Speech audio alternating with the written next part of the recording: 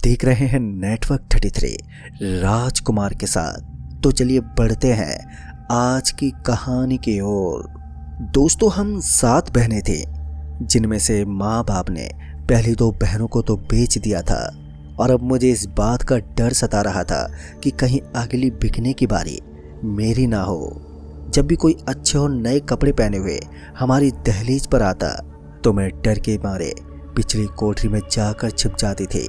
पर मेरे कदमों में तो तकदीर की वो बेड़ी जकड़ी हुई थी जिसे मैं तो क्या कोई नहीं तोड़ सकता था। और वो ही हुआ जो मेरी तकदीर में लिखा हुआ था। उस रोज जैसे ही सूरज डूबा तो वैसे ही हमारी घर की दहलीज पर एक दस्तक हुई और जब मैंने दरवाजा खोला तो एक बुढ़िया जो नीचे से ऊपर तक सोने से लदी हुई थी मुस्कुराते हुए नजर आई।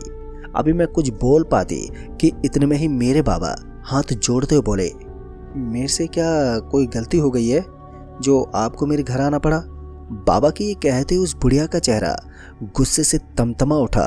उस बुढ़िया का गुस्से से तमतमाया हुआ चेहरा देखते ही मेरे बाबा उसके पैरों में गिरते हुए बोले, माफ़ कर दो मालकिन, मुझसे बहुत बड़ी भूल हो गई जो मैंने आपकी अमानत को अब तक आप तक नहीं पहुंचाया।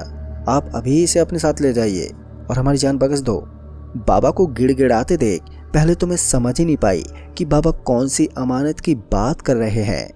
पर इसी बीच उस बुढ़िया ने मुझे अपने साथ चलने का इशारा किया तो मैं समझ गई कि वो अमानत जिसकी बाबा बात कर रहे हैं वो मैं ही हूँ।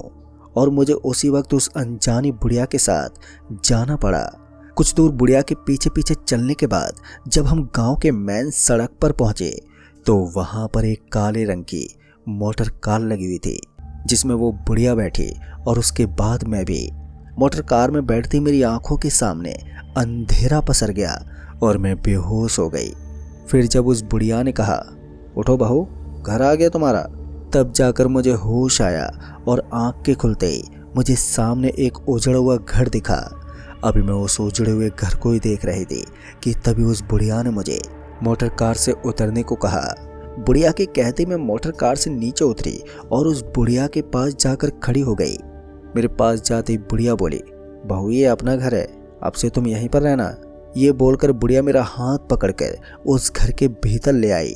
घर के भीतर दाखिल होते ही सबसे पहले मेरी नज़र बिस्तर पर लेटे हुए एक बुजुर्ग पर पड़ी, जिस पर नज़र पड़ते ही मेरे कदम डर के मारे अपने आप ही पीछे को जाने लगे।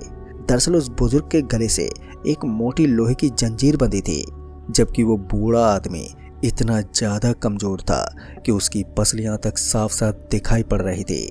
यहाँ तक कि वो सांस भी मुंह से ले रहा था।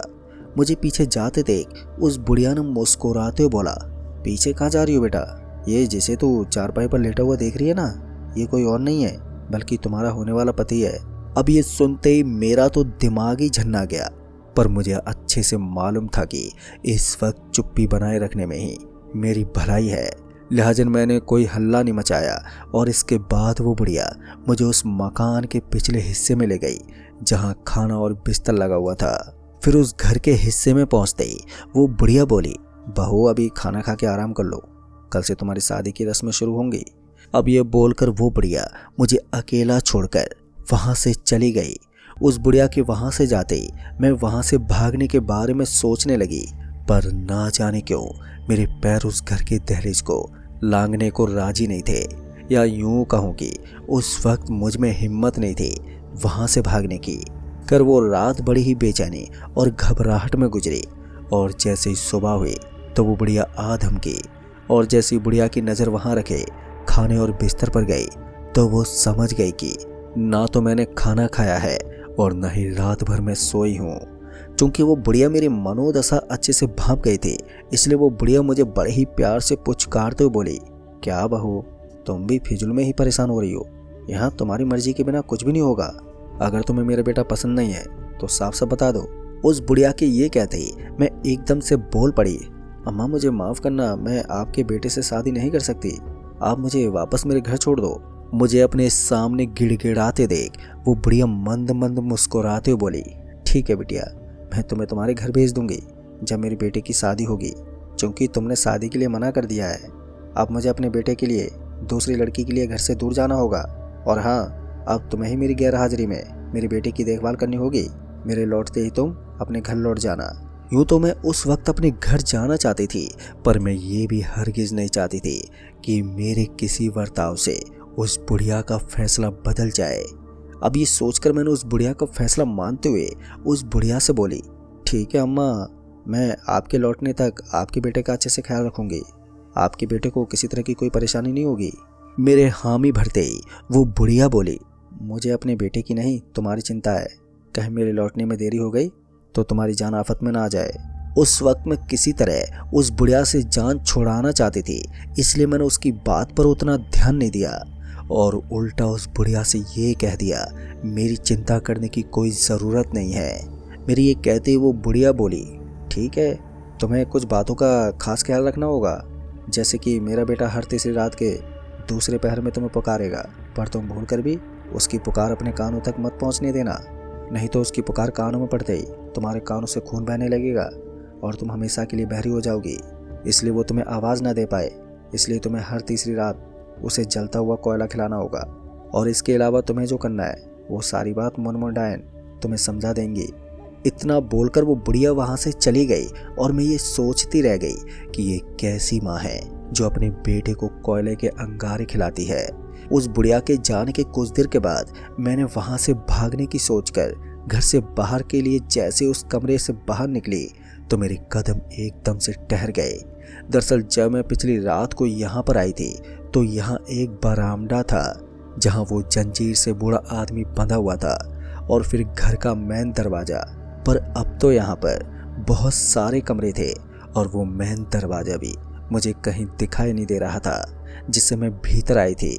कुछ देर तक यहाँ वहाँ नज़रें घुमाने के बाद मैंने उन दरवाज़ों में से एक दरवाज़ा खोला, इस उम्मीद में कि मुझे बाहर जाने का रास्ता मिल जाएगा। पर जैसे मैंने उस कमरे का दरवाज़ा खोला तो वैसे ही मेरी सांस हलक में अटक गई और मेरे पूरे बदन में एक अजीब सी बिजली सी कौंध गई। दरअसल मेरी इस हालत की वजह थी उस कमरे की छत से उल्टी लटक रही लड़कियां जो दुल्हन के लिबास में थी।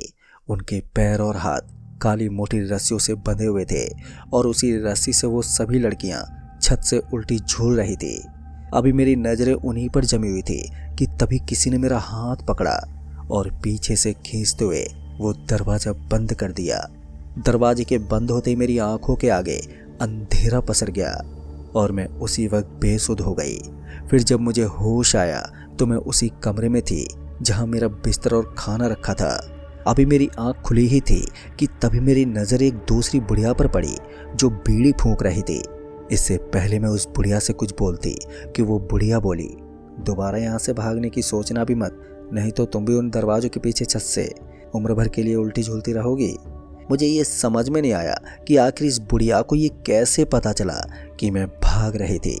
और जब यही सवाल मैंने उस बुढ़िया से पूछा तो उस बुढ़िया ने मुझे सीधे जवाब देने की जगह मुझसे कहा, तुम एक बार यहाँ से सिर्फ बाहर बरामदे में झांक कर चली आना, तुम्हें जवाब मिल जाएगा। उस बुढ़िया की ये कहती मैं घबराते हुए ही सही पर वहाँ से उठी और बरामदे की तरफ बढ़ी। और जब मैंने बरामदे में झांका तो मुझे वही बूढ़ा आदमी जंजीर से बंधा बिस्तर पर वैसे लेटा हुआ दिखा जैसे पिछली रात नजर आया था। और तो और अब वहाँ सिर्फ एक ही दरवाज़ा था और ये वही दरवाज़ा था जिससे मैं अंदर आई थी। अब ये सब देखकर मुझे समझते देर नहीं लगी कि ये कोई आम घर नहीं है और ना ही यहाँ के लोग मेरी तरह आम इंसान। ऐसे में क्या मैं यहाँ से सही सलामत अपने घर लौट पाऊंगी? इस सवाल का जवाब मुझे किसी तरह ढूंढना था। लिहाजा मैंने अपने कदम पीछे लेते हुए वापस उसी बुढ़िया के पास आई जो बीड़ी फूंक रही थी। पर जैसे मैं वापस आई तो वैसे वो बुढ़िया बोली, क्या देखा इस बार? जिस पर मैंने जवाब देते हुए उस बुढ़िया से कहा, अम्मा इस बार तो सब कुछ पहले जैसा ही था।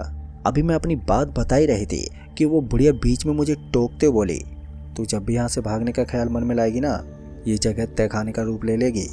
यहाँ सिर्फ सिसकियों के अलावा कुछ नहीं बचता। यहाँ से निकलने का रास्ता सिर्फ वो दोनों माँ बेटे ही जानते हैं। पर बेटे की आवाज़ सुनते ही सुनने वाला बहरा हो जाता है और उसकी माँ तभी जाने देगी जब कोई उसके बेटे से अपनी मर्जी से शादी कर ले और वो लड़की एक बच्चे को जन्म दे दे। पर पिछले 47 सालों में जिन भी लड़कियों ने शादी के लिए हाँ कहा, उनमें से कुछ तो शादी की रस्मों के दौरान ही मर गई और जो बच गई वो पेट में बच्चा लिए आज भी छत से उल्टी लटकी हुई है। उस बुढ़िया के इतना कहते ही मैंने बीच में अपना सवाल करते हुए पूछा, अच्छा तो अम्मा उनका क्या हुआ जिन्होंने मेरी तरह शादी के लिए मना कर दिया था? मेरे इस सवाल का जवाब देते हुए वो बुढ़िया बोली, उन बेचारी लड़कियों को गोदनी माई को सौंप दिया जाता है, जिनमें से कुछ ही किस्मत वाली लड़की मेरी तरह डायन बन जाती हैं और बाकियों का सर काट के गोदनी माई अपने संदूक में भर लेती है। दोस्तों उस बुढ़िया के कहते ही कि उसने भी कभी मेरी तरह शादी के लिए मना किया था, मैं एकदम से चौंक गई और चौंकते हुए बोली, क्या अम्मा तुम्हें भी वो बुढ़िया खरीद कर लाई थी? मेरे ये सवाल करते ही ना जाने कैसे उस बुढ़िया का पारा अचानक ही चढ़ गया और गुस्से से बोली, ये क्या बार बार अम्मा अम्मा का रट लगा रखा है तूने? मैं डायन हूँ, मुनमुन डायन। मुझसे रिश्ता बनाने से बेहतर है मुझसे खौफ खा, नहीं तो तेरी बची कुची जिंदगी इतनी भयानक बना दूंगी कि अगले जन्म में भी डर का एहसास बना रहेगा। वो बुढ़िया जो एक डायन थी उसका गुस्सा फूट पड़ा। खैर उस वक्त मैंने खामोशी बना ली ताकि वो शांत हो जाए और हुआ भी कुछ ऐसा ही। मेरी चुप्पी ने उस मुनमुन डायन के गुस्से को शांत कर दिया। मुझे गुमसुम डरा सहमा हुआ देखकर वो बोली, तो मेरे से ज़रा बचकर रहना और वही करना जो मैं करने को कहूँ। कल रात के दूसरे पहर से पहले उस बुढ़िया के बेटे को दहकता हुआ कोयला खिलाना है, जिसके लिए तुम्हें वो कोयला लाना होगा। तो दोस्तों आज की कड़ी में बस इतना ही। कहानी आपको पसंद आई हो तो वीडियो को लाइक शेयर कमेंट जरूर कर दें। तो मैं आपका दोस्त राजकुमार जल्द ही मिलूंगा इस कहानी की दूसरी कड़ी के साथ। तब तक के लिए बाय एंड टेक केयर।